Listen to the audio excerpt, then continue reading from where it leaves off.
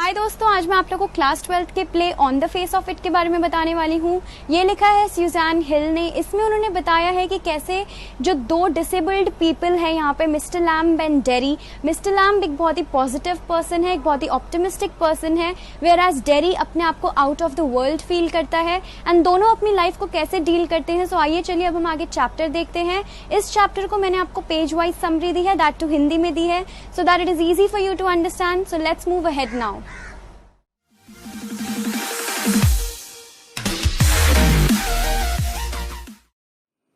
Play on the face of it written by Susan Hill. सो अब यहाँ पे सेकेंड स्लाइड में मैंने आप लोग को डेरी एंड मिस्टर लैम्ब के कैरेक्टर स्केचेस दे दिए हैं। ये इंपॉर्टेंट है।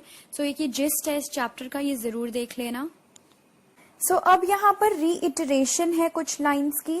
First line is these all are my friends and second is the gates are always open.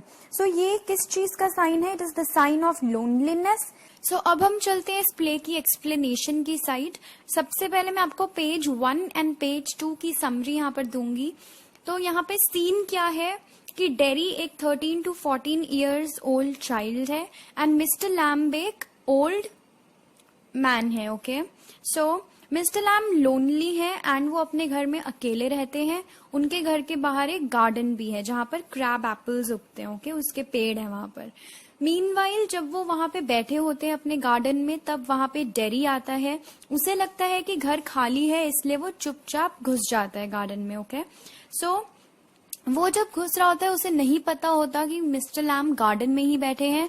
Mister lamb उसको नोटिस करके, उसके फुटस्टेप्स नोटिस करके बोलते हैं कि माइंड द एप्पल्स, मतलब जो एप्पल्स है, क्रैब एप्पल्स है, वो जनरली बहुत हार्ड होते हैं एंड विंड की वजह से वो ग्रास पर गिरते रहते हैं। So mind the apples, be careful. Okay, so dairy उसे बताता है कि मुझे लगा यहाँ पर कोई नहीं है, बट जब आपने आवाज दी तो I realise that you are here.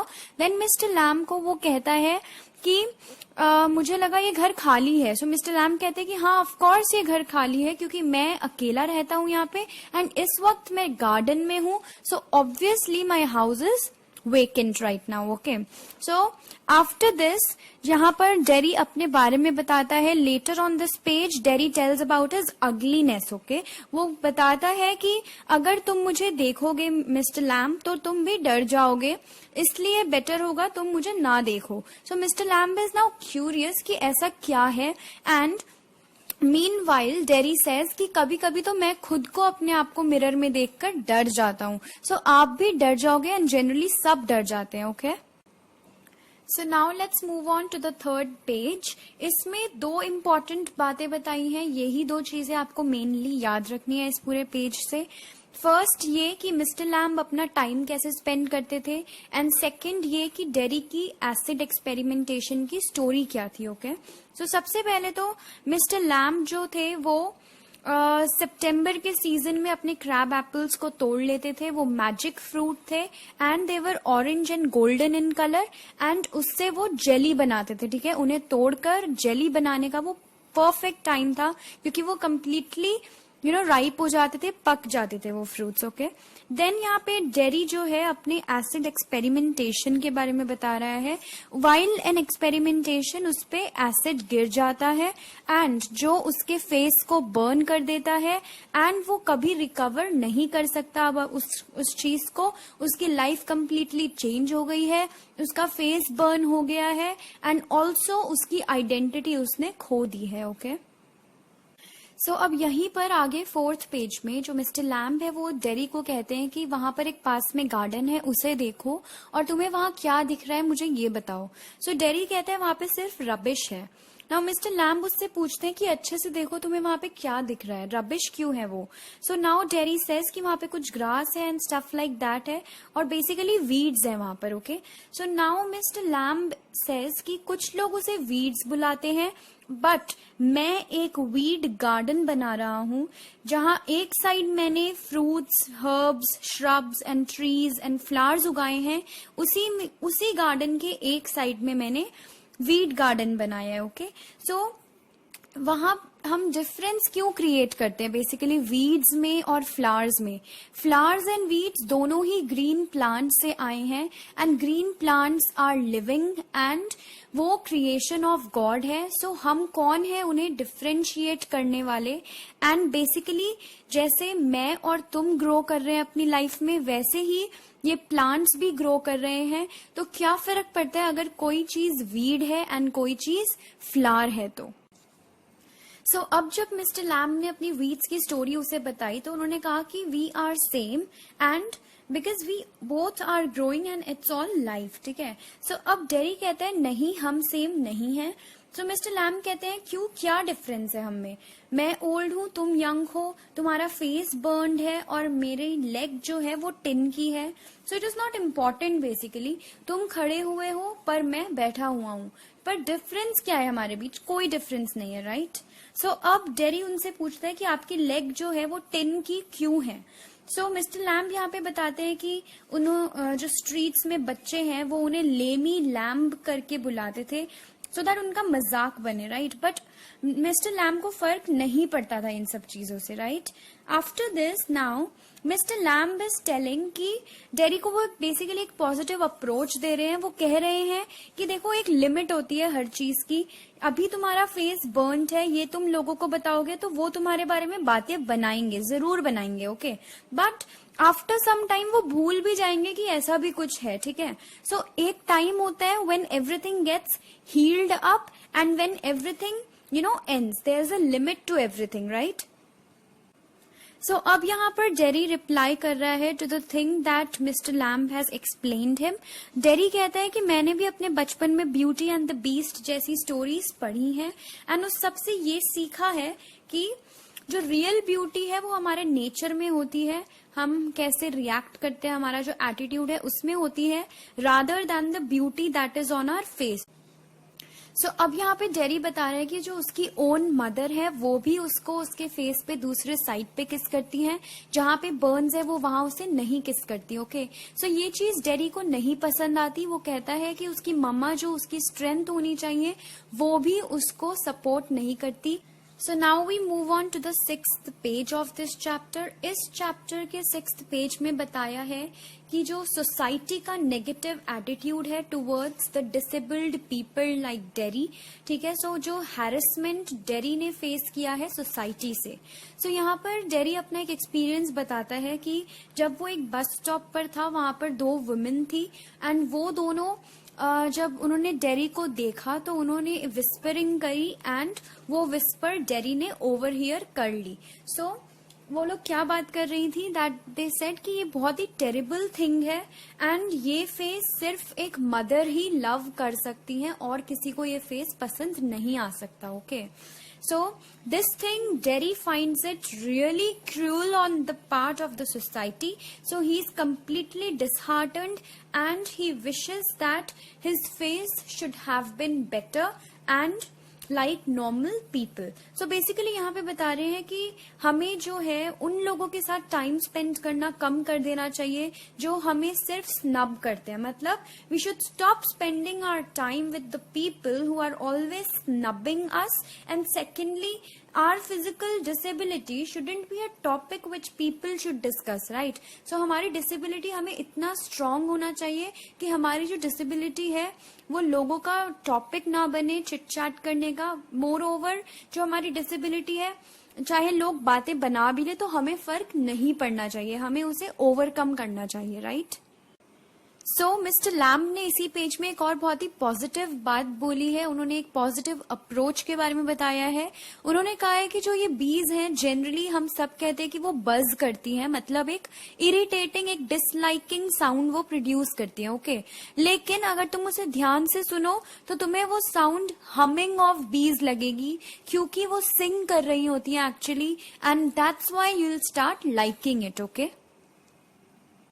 सो अब यहाँ पे 7th पेज में जो मिस्टर लैम्ब है वो एक एनेक्डोट दे रहे हैं, एक एग्जाम्पल दे रहे हैं। वो ये समझा रहे हैं डेरी को कि हमारी destiny will not change and अगर कोई चीज होनी होती है तो वो होकर रहेगी। इसका कोई सोल्यूशन नहीं है कि आप अपने आप को दुनिया से विड्रॉ कर लो जिसकी वजह से आप अपनी डेस्टिनी चेंज कर सकते हो। So it will not happen, right. So वो एक एनेक्डोट देते हैं, वो एग्जाम्पल देते हैं कि एक मैन था जिसे मरने से इतना डर लगता था कि उसने अपने आप को एक रूम में बंद कर लिया था, ठीक है, और वो उस रूम से बाहर ही नहीं निकलता था। सो उसे क्या डर लगता था बाहर निकलने पर कि माइट बी लाइक एक बस उसके ऊपर से चली जाए एंड वो मर जाए, एक्सीडेंटल डेथ, या फिर एक वो ऐसे मैन से मिले या ऐसे इंसान से मिले जिससे उसे इन्फेक्शन हो जाए, या फिर एक डंकी उसे किक कर दे, या फिर जो स्काई में लाइटनिंग होती है वो उसकी वजह से मर जाए, या फिर कोई अगर उसकी पर्सनल लाइफ थी तो वहां पर उसे अगर लड़की कोई धोखा दे दे तो वो मे बी उस वजह से मर जाए, या फिर एक बनाना पील पे वो स्लिप होके मर जाए।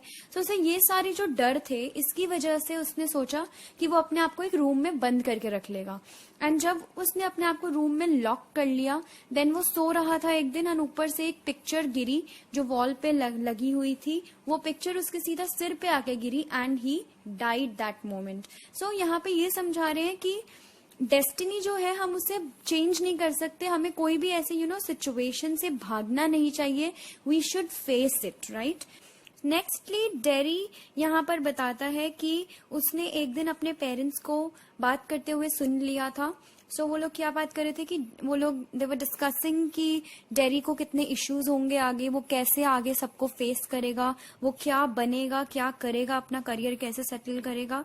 सो ये सारी चीजें वो उसके पेरेंट्स डिस्कस कर रहे थे जो डेरी ने ओवर हियर कर ली थी, राइट। सो अब यहाँ पे आगे 8th एंड 9th पेज मैंने साथ में डिस्कस कर रखे हैं।